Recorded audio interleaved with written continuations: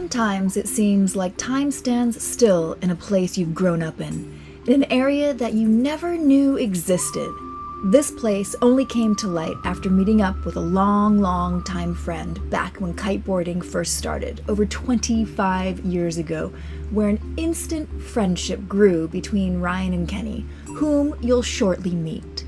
You won't see Ryan in this story, as we came to this magical place in the forest only 1 hour away from the San Francisco International Airport a couple days prior, but I didn't have my camera gear with me, and I wanted to go back to share this piece of history with all of you, as it just fascinated me how Kenny continues to transform this area. This is How my are you? brother.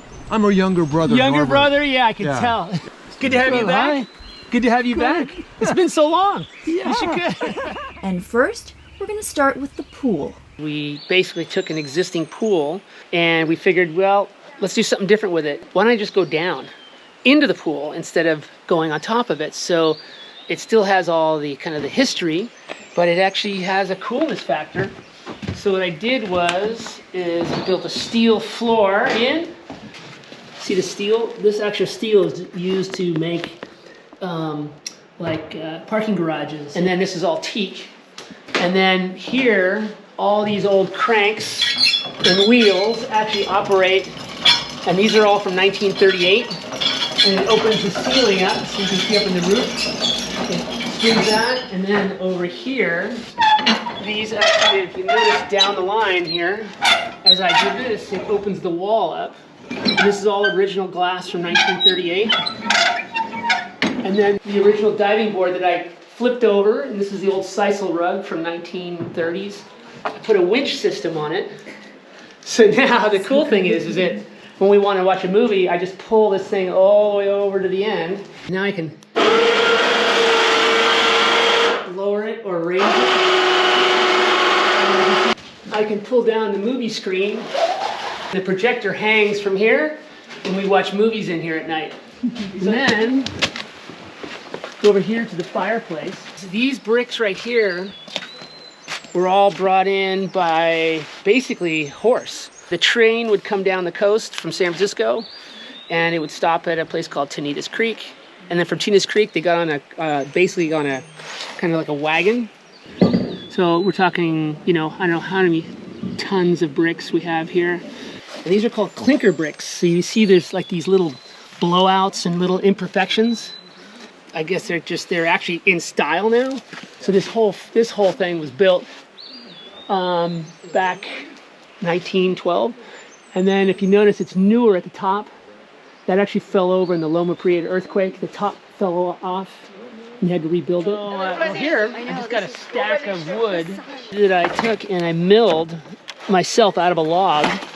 And this is going to be all the wall lumber. So back in the day, when the redwoods were cut out, all the fir trees used to grow up, and this is one of the old fir trees. And the fir trees last about, I'd say, a good 100 years before they start to fall down. So this tree was about 100 years old, and instead of just cutting it down to the bottom, I decided to cut it down at like 15 feet. And then we took and built a tower on top of it, and this whole entire tower is mortised. So in other words, there's no actual screws or nails. It's all bolted, so if you look here and here, half of it goes into the side, so you miter cut it in so it fits like a puzzle. And then we cut into the tree here. And then to keep bugs from hitting the tree, we wiped it down with a special additive, which is it's like a sealer. And what that does is it actually fills and gets the bugs from actually burrowing holes in it and causing the tree to rot prematurely. And with a deck on it and a roof on it, you don't get the moisture out here, so the roots stay okay for a little bit longer. This is an old redwood tree that fell down in 1981 during the floods of 81. And when it came down, it kind of ripped out part of this part of the structure. And we're just putting it all back together and cleaning it up. So it's really cool to actually bring it back to its old original state. You can see how the structure was kind of like inside the tree. Wow. It kind of goes in the tree a little bit over here. And then inside the cottage, the original doors, this is what the house looks like 100 years ago. So I basically duplicated everything by scratch and put in old baseboards, milled my own baseboards.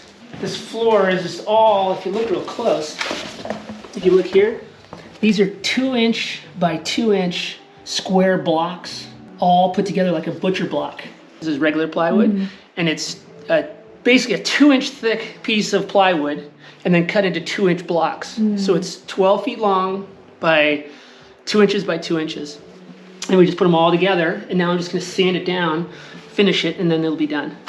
This is one of the coolest but most tedious jobs. Very much so. So instead of just doing a railing, I actually took old sticks from the yard, and if you look up underneath here, you see something like this one, you can see it. What I did is I doweled the ends of each stick on both ends. So this is like how I make the sticks. So you get a jig like this, and you just, as it spins, it cuts.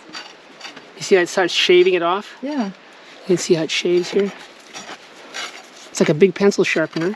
And that's what makes that doweled end. It's called a tendon.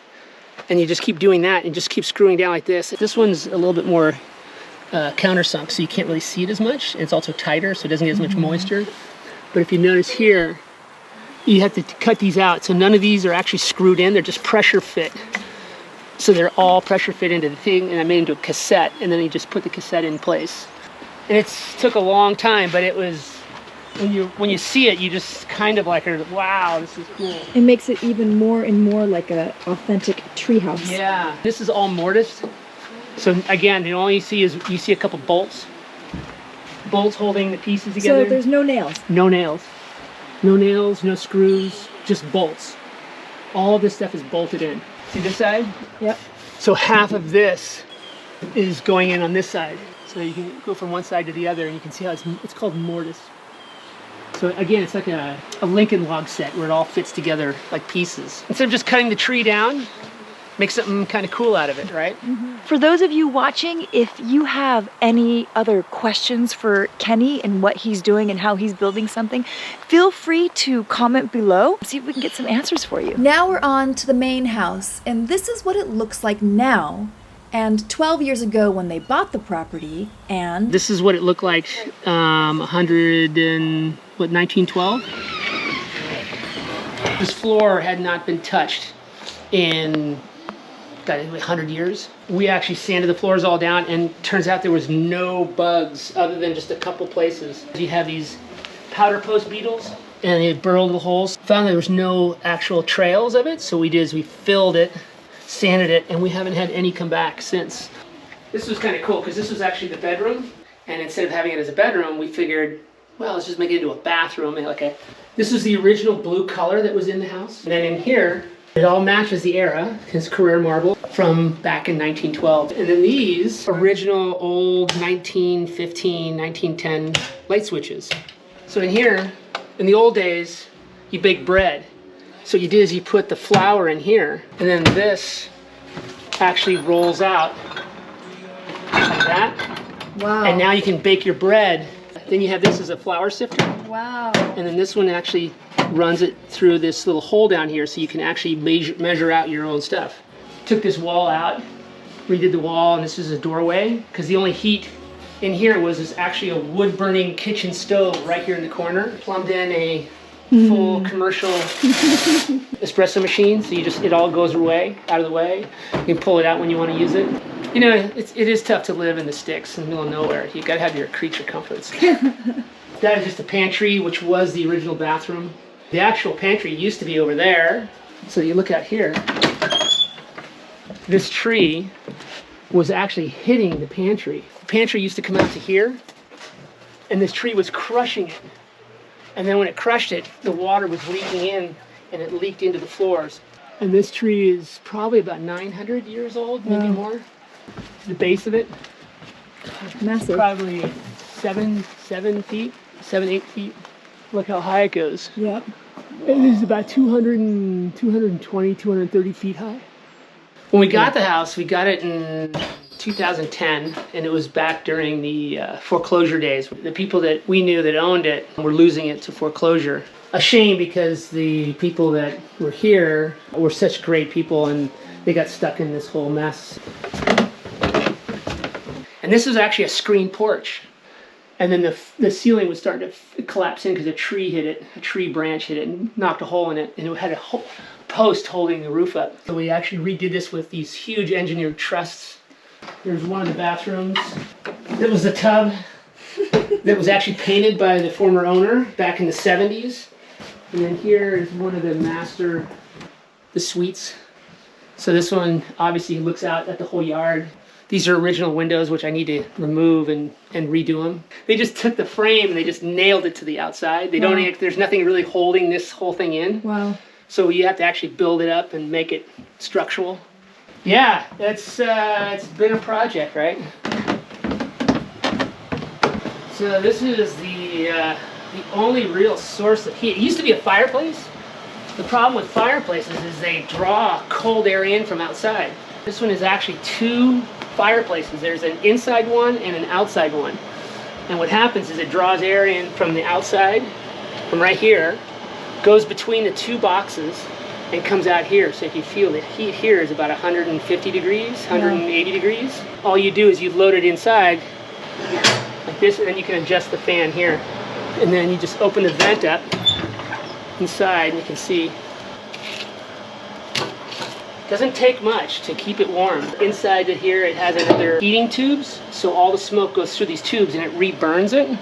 So when it goes out much cleaner than your normal fireplace. It's just a fire going straight out. So it burns actually pretty clean, and I leave it up until it starts. As if working on this house and the tree house isn't enough, he had to create another new project that you're going to see. But the uniqueness of the way he built it to the standard of how it was 112 years ago. So it's pretty amazing. Come check it out. Building is basically the replica of the garage next door, the property next door. It was built 100 years ago. And so if you look at the corner, each piece of material overlaps the other one. So this one's the end grain here, end grain here, end grain here, end grain here going this way. So you can see it alternates up and down. Oh, yeah. So to build it, you have to actually build it like in a circle. You actually have to go around the building to build it. And then up top, if you look, there's a step in it. So it goes up, and there's a step, and then it goes up again. It's called board and bat with a step in it. So aesthetically, it just looks... Gave it a different character. Yeah, you know, it takes so much more time to do. But when it's done, and you look back at it, you go, well, that was the right thing to do, right? Yeah. So kind of like this. This was not the easiest way to do it, but it was the right way. And the same with the door. So the funny thing about the door is, if you had a big barn door, it takes up the whole driveway. So I made it so it's a bifold. So I can then fold this back and all the way around the corner. Thought, well, you know, it's just, instead of doing a barn door, let's just do a little more creative. It's all the same piece of wood. It's just a house, right? It's just a house. It's just a house. Just a house. Like you didn't have enough to do with the original house. No. If you enjoyed this unique episode, we would be stoked on a thumbs up. And if you haven't yet, please subscribe.